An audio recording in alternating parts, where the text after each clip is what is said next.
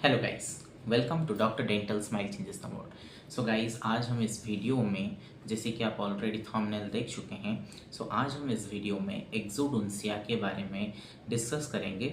एक्सोडोंसिया का जो पूरा वीडियो है ये पार्ट पार्ट में आने वाला है। आज हम सिर्फ इंट्रोडक्शन एंड डेफिनेशन क्या होता है, एक्सोडोंसिया का मीनिंग क्या है, उसके बारे में जानेंगे। एंड उसके साथ हम आज एक्सोडोंसिया का इंडिकेशंस यानी कि कौन से केस में हम एक्सोडोंसिया यानी कि टिथ एक्सट्रैक्शन कर सकते हैं, उसके रिगार्डिंग जानने वाले हैं। तो guys, watch the video till last and don't forget to like, share and subscribe the channel and also click on the bell icon to get the notifications fast.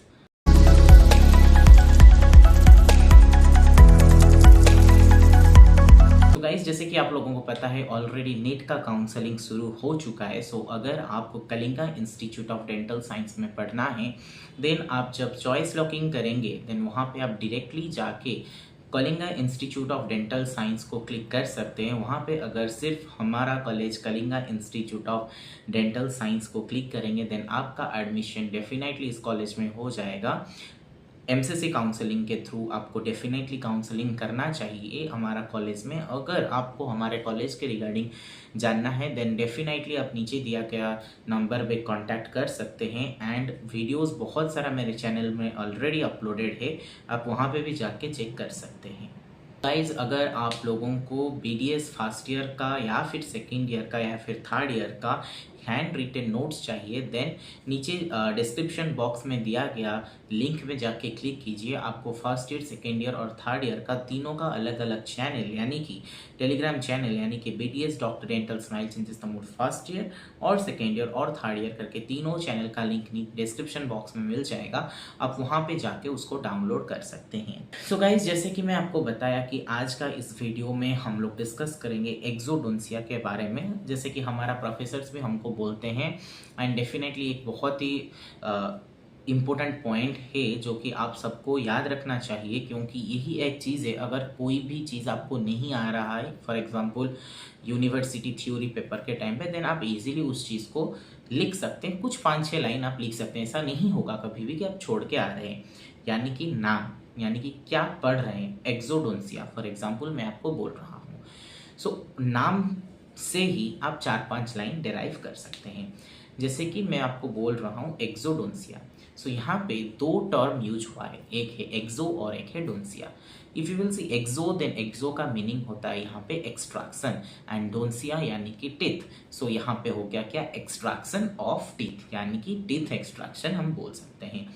सो अगर हम टीथ एक्सट्रैक्शन का properly बात करेंगे कि इसका ideal definition क्या है, then teeth extraction, ideal tooth extraction का डेफिनेशन होता है पेनलेस रिमूवल। क्यों हम इसको पेनलेस रिमूवल बोल रहे हैं? क्योंकि हम जब कोई भी दांत को एक्सट्रैक्ट करते हैं देन हम उसमें हम क्या करते हैं, लोकल एनेस्थेसिया देते हैं यानी कि एलए देते हैं। सो उस केस में क्या होता है, पेशेंट को दर्द नहीं होता है। इसलिए डेफिनेशन बोला पहला पॉइंट कि पेनलेस रिमूवल। सो क्या रिमूव कर रहे हैं? ऑफ कोर्स हम टूथ रिमूव कर रहे हैं।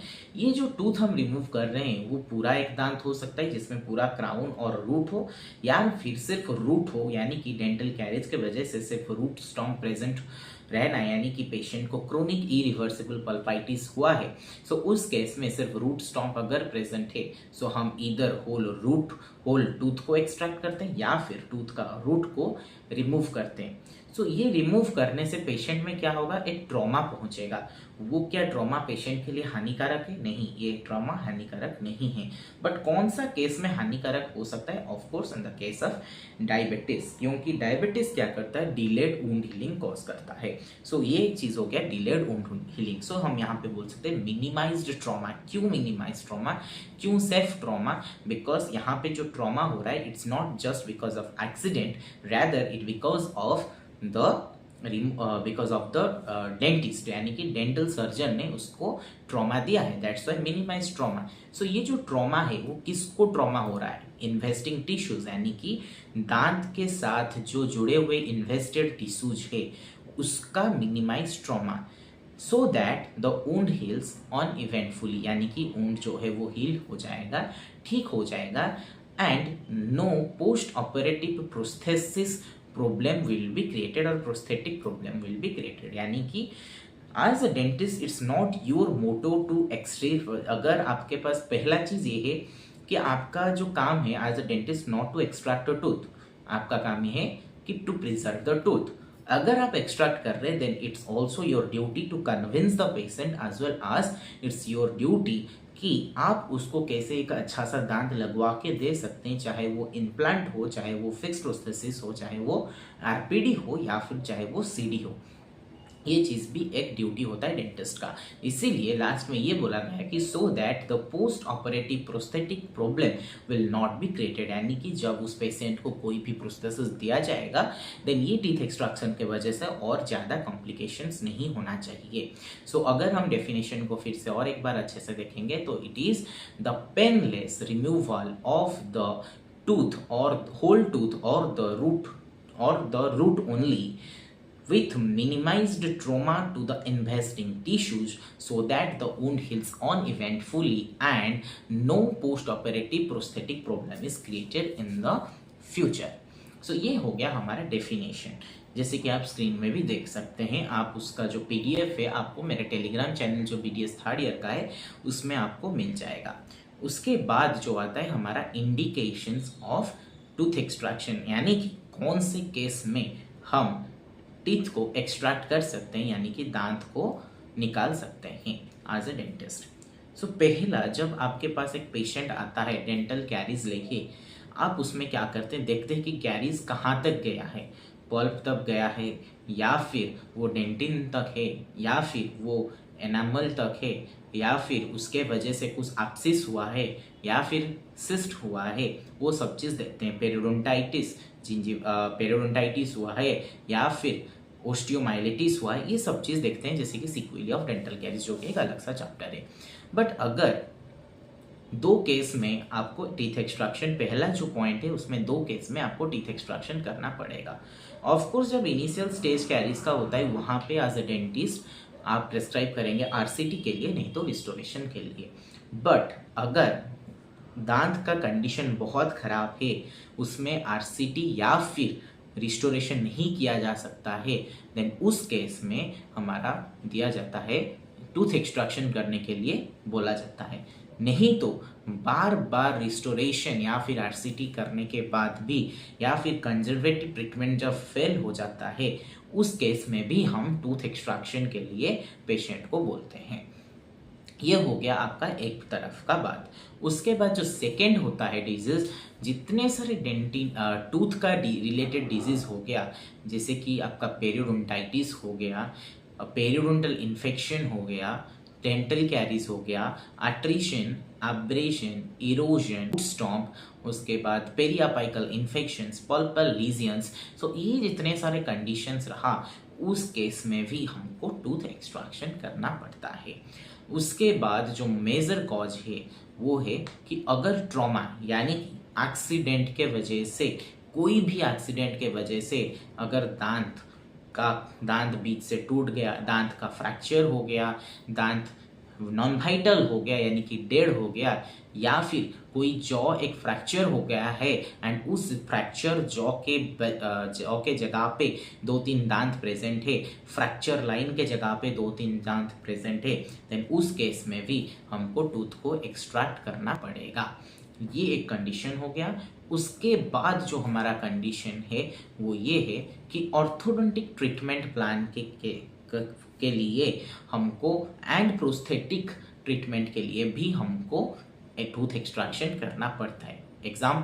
फॉर एग्जाम्पल ऑर्थोडोंटिक ट्रीटमेंट में क्या होता है, बहुत जगह में केस में क्या होता है कि दांत का जो जॉ छोटा होने के कारण दांत का माल ऑक्लूजन होता है। सो उस चीज़ को ठीक करने के लिए एक थेराप्यूटिक एक्सट्रैक्शन होता है, जिसमें क्या होता है कि प्री मोलार को एक्सट्रैक्ट किया जाता है। क्यों यहाँ पे प्री मोलार को, एक कॉमन सेंस से अगर हम देखेंगे कि प्री मोलार को क्यों एक्सट्रैक्ट किया जाता है, देन उसका जो मेन रीजन होता है ये है कि हमारा बाइटिंग और टीयरिंग के लिए सिर्फ 3 दांत एक क्वाड्रेंट में प्रेजेंट है, वेयरएज अगर हम हमारा ग्राइंडिंग का बात करेंगे देन उस केस में 5 दांत हमारे पास प्रेजेंट होता है सिर्फ ग्राइंड करने के लिए। सो उसमें से अगर हम कोई एक दांत भी निकाल देंगे तो हमारा जो दांत का पोस्टीरियर टूथ का जो एक्सट्रैक्शन, पोस्टीरियर टूथ का जो फंक्शन है उसमें उतना दिक्कत नहीं होने वाला है। But whereas in the case of the anterior tooth अगर हम कोई भी एक क्वाड्रेंट से एक भी दांत निकाल देंगे देन वहाँ पे दिक्कत हो सकता है। वो एक चीज़ हो गया, और एक होता है सीरियल एक्सट्रैक्शन भी होता है।